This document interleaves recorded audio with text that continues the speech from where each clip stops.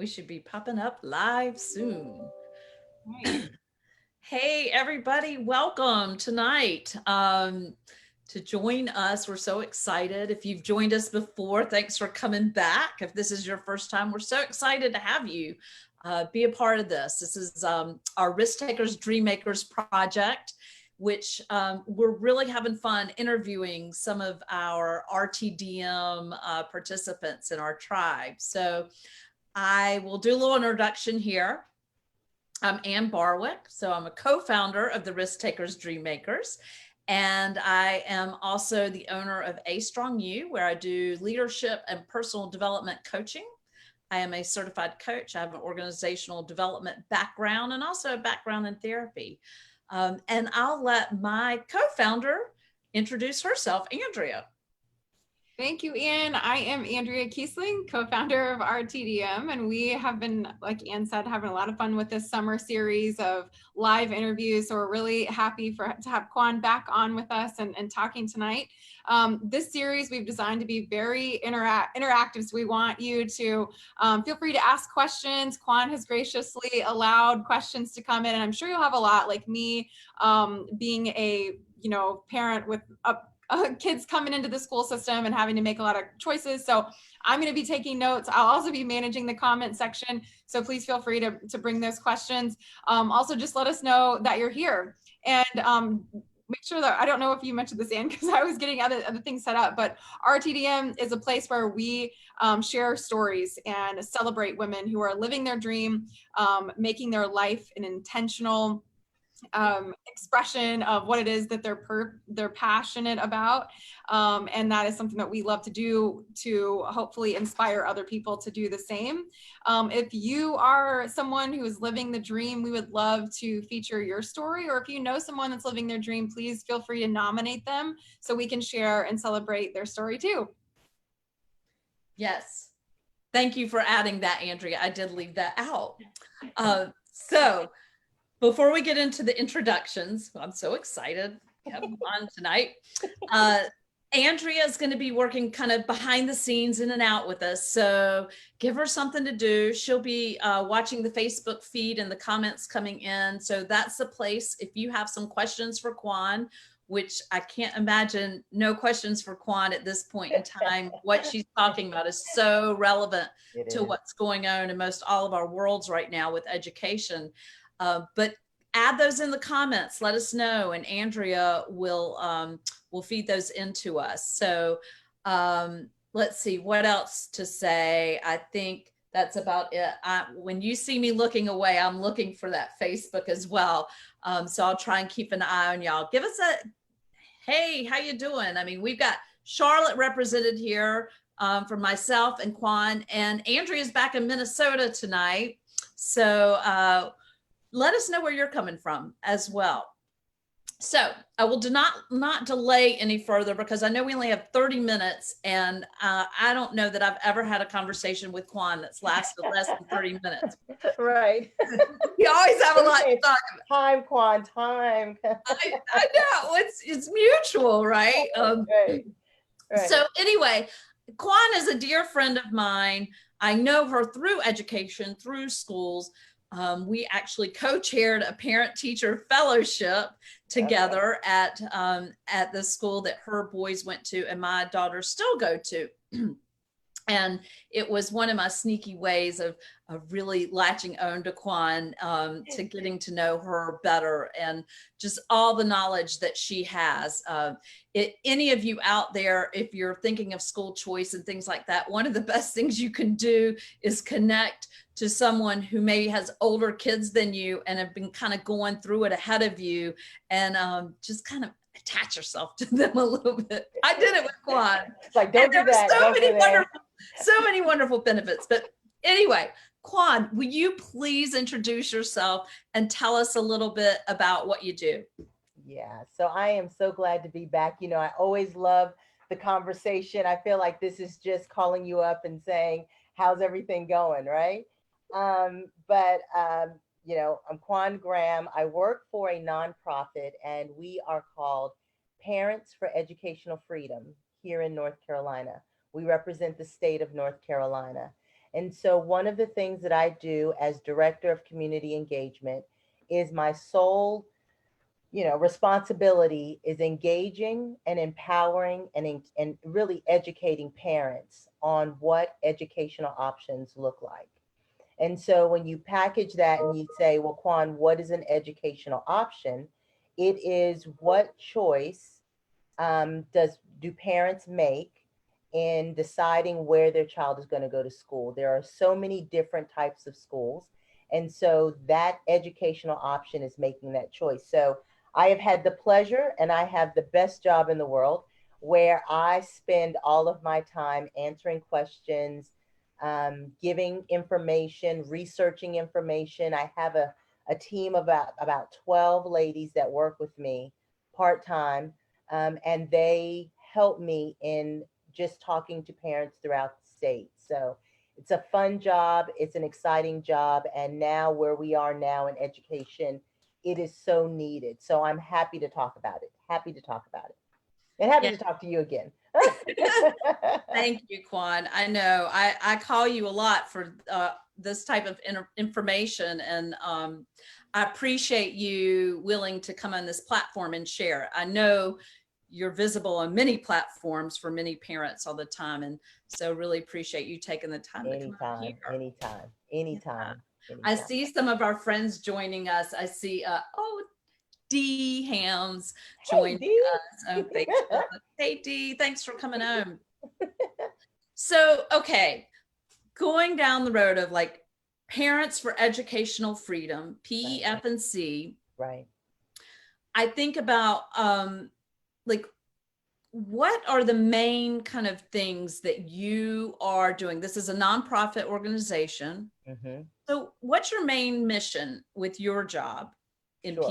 PEFNC? Sure. So the main focus for our organization is educating, empowering, and really educating and empowering parents with knowledge. We have a fundamental belief that a zip code should not dictate the school that a child has to go to, because as we know that there are zip codes where the schools aren't great. And so we want to advocate for families that are in hard hit areas, lower income. We want diversity, that every child has the opportunity to have a quality education. And I think when you talk about educational options, the key word there is quality.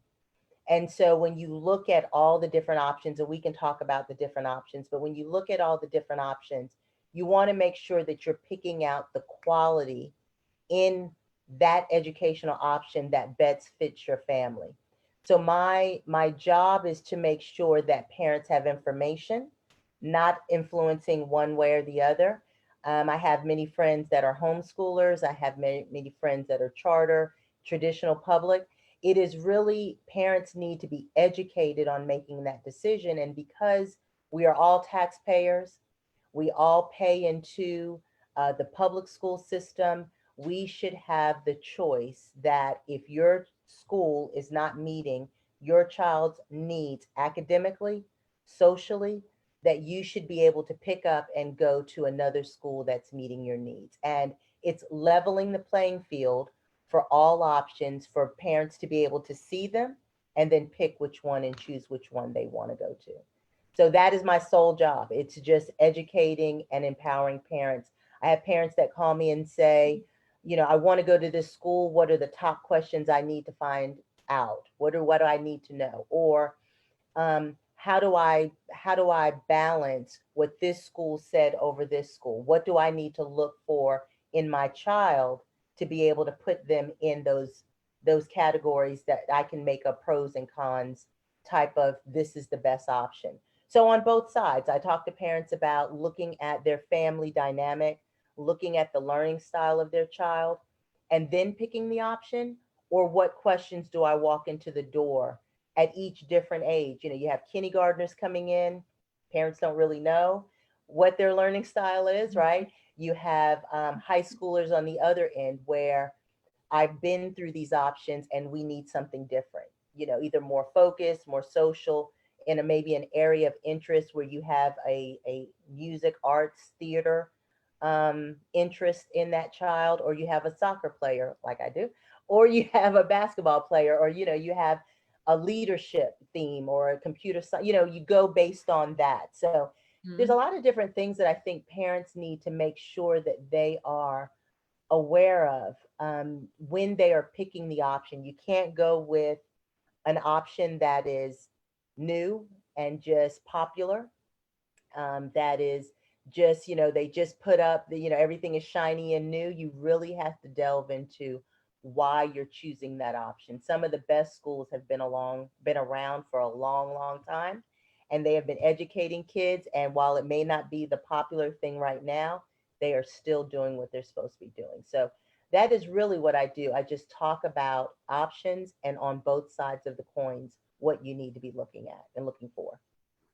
Yeah, so that is fascinating to me.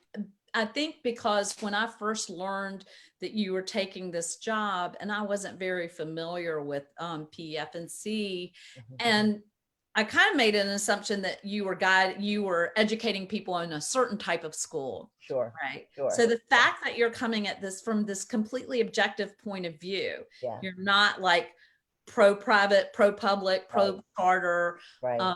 You just sounds like you have a well-rounded knowledge of what all the different schools have to offer. Sure. And by listening to the parents that are coming to you.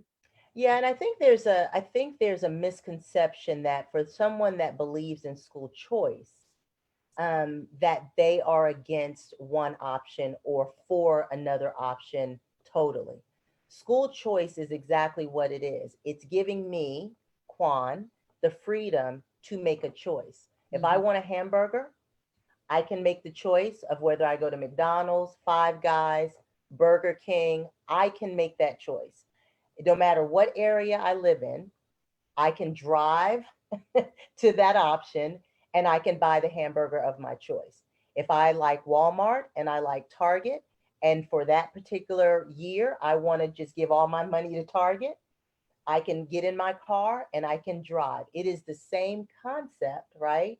For picking a school. If I feel that a school on the other side of town is a Montessori school, my child is an independent learner, my child likes to be and lead where they learn for that day, I should be able to pick up and take my child to that Montessori school, private or public, and put my child in that school. So school choice really has been given a bad name, that we are against a certain option.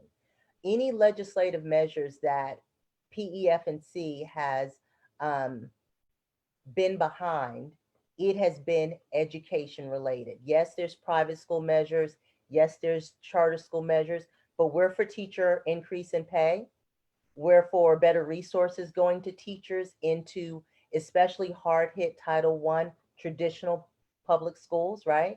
So it is not one pitting against the other. It is really looking at everything and the parent making the choice, because the parent knows the child better than anybody else. Sure. So, okay, two questions that pop up for me on Sure. this. One is there a PEF NJ? Is it only in North Carolina? Or is this a nonprofit that goes across states? Sure, that is a great question. So in North Carolina, we represent choice. There are other nonprofits that also represent choice, but we have the parents kind of focus, the parent focus. There are equivalent Kwans, right, in other states. And we could look, if you were in a state and you wanted to say Kwan, I could go to, the National Charter School Association, or there's private school association, there's homeschooling associations that we could go to in that state to find someone that is an equal to Kwan. Okay. But I could find. So you have resources in other states, but PEFNC really doesn't have other affiliates that are PEF in other. Right. That's the big picture, right? That's the big, kind of goal, Yeah, but for right now, we're just focused in North Carolina. And how long has it been around? Yeah, so Parents for Educational Freedom, we have been around since 2005. Okay. We started with our founding president, Daryl Allison. And when I came on board, he had already started kind of the mission and, going around talking about options. But when I came in, my job was to build out this parent outreach kind of base, what we do. And so over the years, we've kind of grown it, but we are, and so now we are a team of about 6 or 7 outside of the part-time contractors. And Mike Long is now our current president.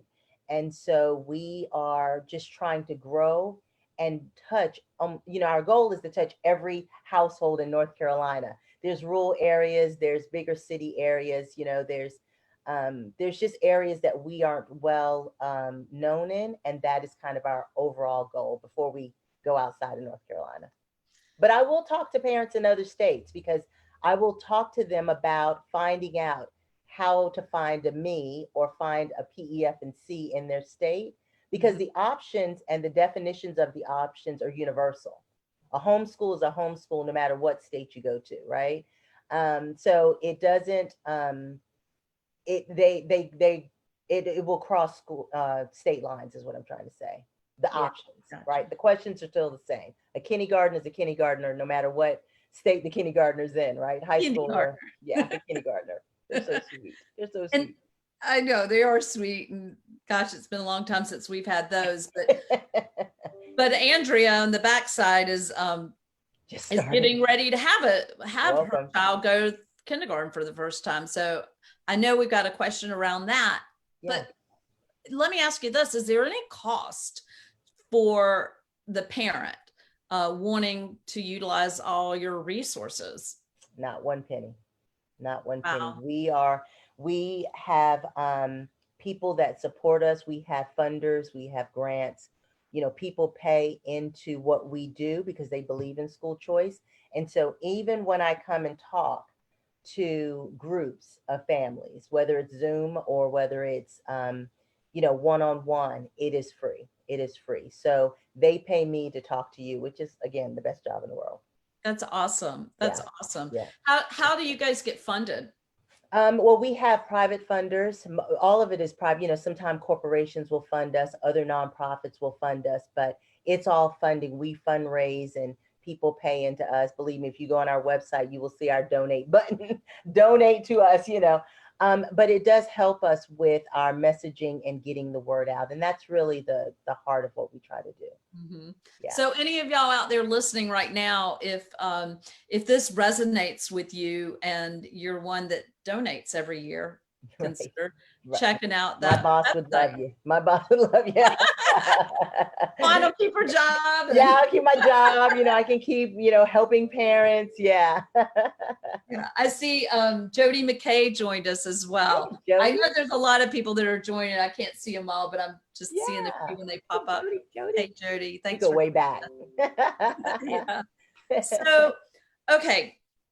I know before we got on, we were just kind of thinking like, what kinds of questions would people typically ask? And I'd love for you, like if there's some main questions that you tend to get asked, and then I have a couple other ones. Sure. The main question is, what's the difference between the options, right? So you have your main educational options. You have your homeschooling where the parent is the instructor. They are usually, you can have a co-op where you go and you partner with another parent or another homeschool. They are under the Department of Non-Public Instruction. So it's a private school option. We have private schools that what I consider brick and mortar. We have some great private schools here in the Charlotte area and surrounding areas. And then you have your charter schools, which are public schools. They are under the department and the State Board of Education, Department of Public Instruction. They are run independently and they have a governing board. So it's just like you have a whole bunch of McDonald's and each McDonald's is run independently. So charters are run independently, even though they are under the heading of the State Board of Education. And then like you have franchises then. like a franchise, yeah. And so they get the same state money and county money that your traditional public school does. Your traditional public school is run by a district, and that's based on your area. So you have Charlotte Mecklenburg, you have Mooresville. Um, those are Gaston County School District. Those school districts are public school districts, and they have then elementary, middle, and high school within each district. Charter schools, they can be K5, K8, or they can go all the way to high school. You know, our children go to a charter school that's a K12, so they stay there their whole educational time. And then private schools, they can do the same thing. You have Trinity Episcopal, that's a K8, but then you do have some Victory Christian Center, they're K12. So you can have that, and then of course homeschooling. You keep them keep them at home until you're ready for them to go back, right? But you know, when you look at the number of families that have chosen school choice, the numbers are continuing to grow. And I know we were talking earlier about COVID and how this pandemic has affected parents having to really evaluate what option within the option, right? So you're a charter school, do you go virtual or do you go in person? You're in private school, do you go virtual, do you go in person? Even in the districts, once they just start their hybrid, it is a choice. So I think that if COVID has brought anything to the forefront, it has brought the family back to what are we doing, what works best for us and our children, and then going to the school and saying, this is what I need from you. And so with just life and the way things go, we sometimes get out of that. But I always tell parents, you should be looking at your option every year. How did it work? What did they learn? How did they grow? Did they have a social experience that was great, that grew them in maturity and character and things like that? You need to look at your school option every year. And it's just no longer where it was like with us, you stayed there to elementary school, then you went to your middle school, then you went to your high Just school. It's just accepted not whatever that. came, right? I mean, just with our jobs, you know, people move and they shift and they, you know, they move to different sides of town. So, you know, like I said, one option is not better than the other. It is what is the best for the child, because we know that children need to be reading by third grade, right? Children need to be meeting and being able to grow and be pushed because of just so that they are prepared for those colleges and for high school, and they just have so many other social um, things that hit them, middle school, high school. You want academically that they're not struggling academically on top of just the social, you know, what we are now as a nation. You just want to make sure that it's well balanced and the school is able to meet that child's needs holistically, right? Children with Yeah. disabilities. There are, you know, there are benefits to being in a larger school district with a child with disabilities. They have more resources that they can provide for the family.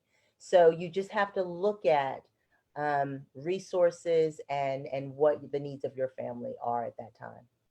Yeah, I think you brought up a really important part that of what kind of COVID has created for us, and a lot of us could sit in complacency with our school choice and think we've put them there. But I think COVID's really tossed it up for all of us because we've had to sit back and rethink. Some of us have learned, hey, homeschooling is actually, or remote learning is actually works better for my kid, right? Sure. Some Sure. have realized, oh my gosh, my child really needs to be in school. And some of us don't have the choice. Some of Right. us are forced into one or the other without that choice. But it certainly does, it does bring up a lot of thoughts of like, well, is this the right place for me? And Yeah. is the choice my school's deciding, is that does that align Yeah. with what my child needs? So And I I think know. that's really interesting. Yeah, and I know, Andrea, we were talking earlier about, you know, when you're a two-parent household, and so your school is opted to go all virtual, or your child needs to go all virtual. They may have an underlying condition with COVID.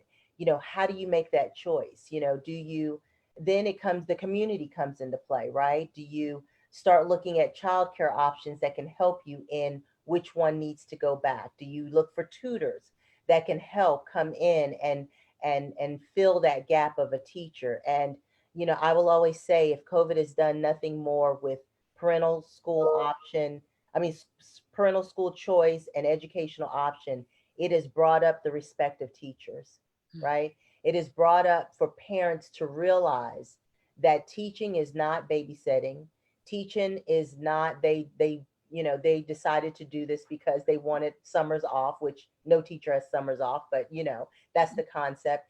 It is a skill set, a heart to teach a child how to learn, and the respect of teachers. I hope there's a wave that continues that we see from COVID, because our children now are sitting next to us and we're saying, how did your teacher teach you that?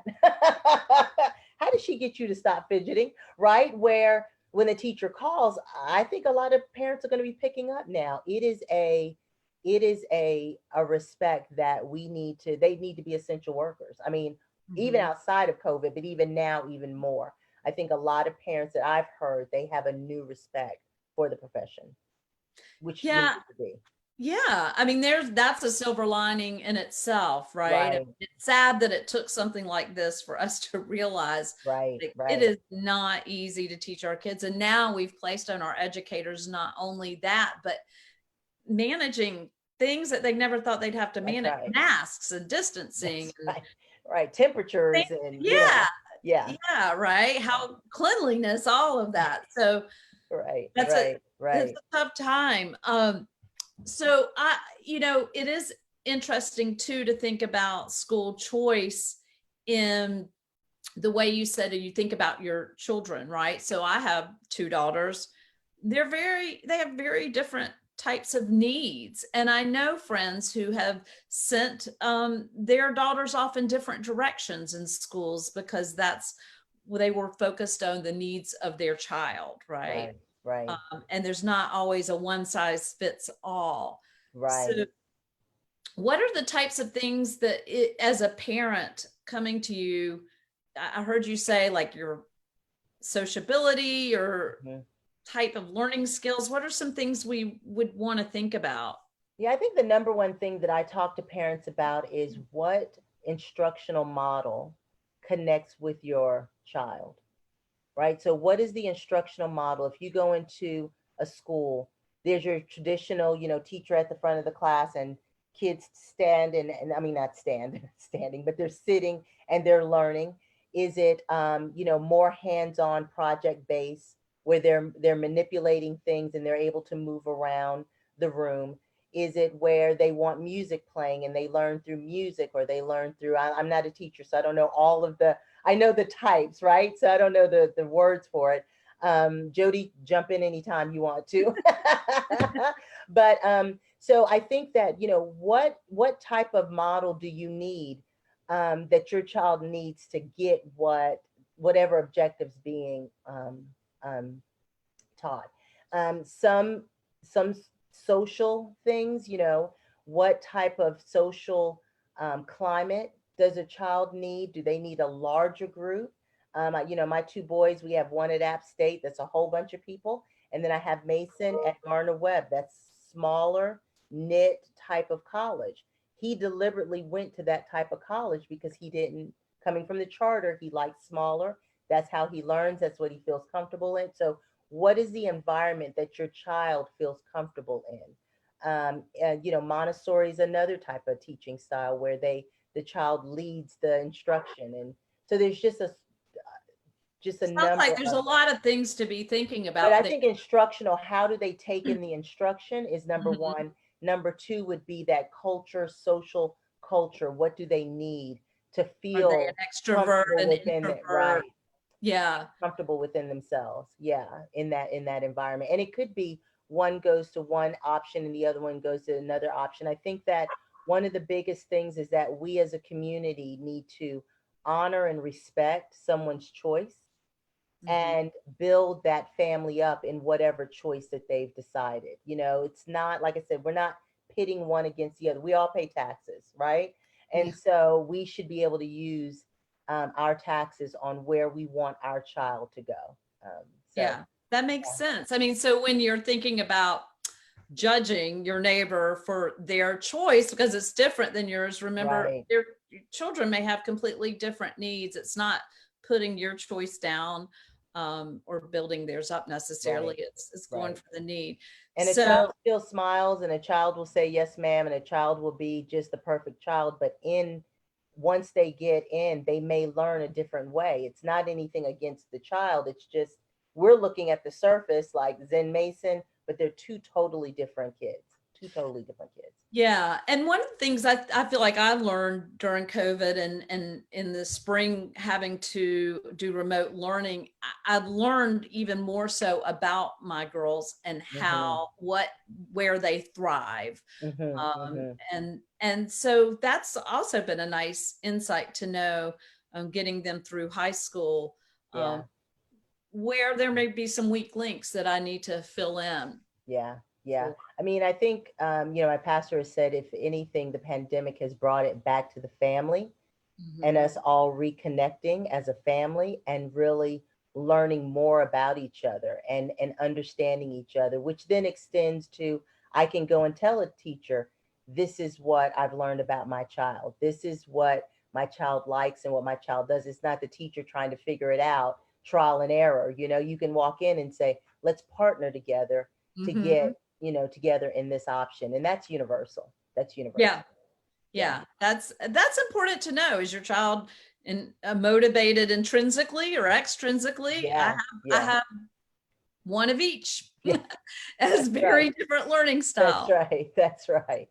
So I knew there's no way we could keep this. I know. Part two. There's part two for sure. I want to see if we can get Andrea back on and see if there's any particular questions before we close out with our final question. I'm going to take a peek. Hey, Andrea. Hey, Kwan, this was really good. I was kind of trying to take some notes as well. Really busy over here. I don't see any questions right now, but if you do have any questions, feel free to go ahead and jump on really quick and share any questions with us. I'm sure a lot of folks are like me and just taking fervent notes. I'm probably going to hit you up later, Kwan. Yeah, no problem. My cell phone is universal. Yeah, you'll be getting lots of calls. So that's a good question right there is, how could we reach you? If somebody wants to find out more about PEFNC, how do they connect with you or just PEFNC in general? Sure. So the website for the organization is, www.pefnc.org.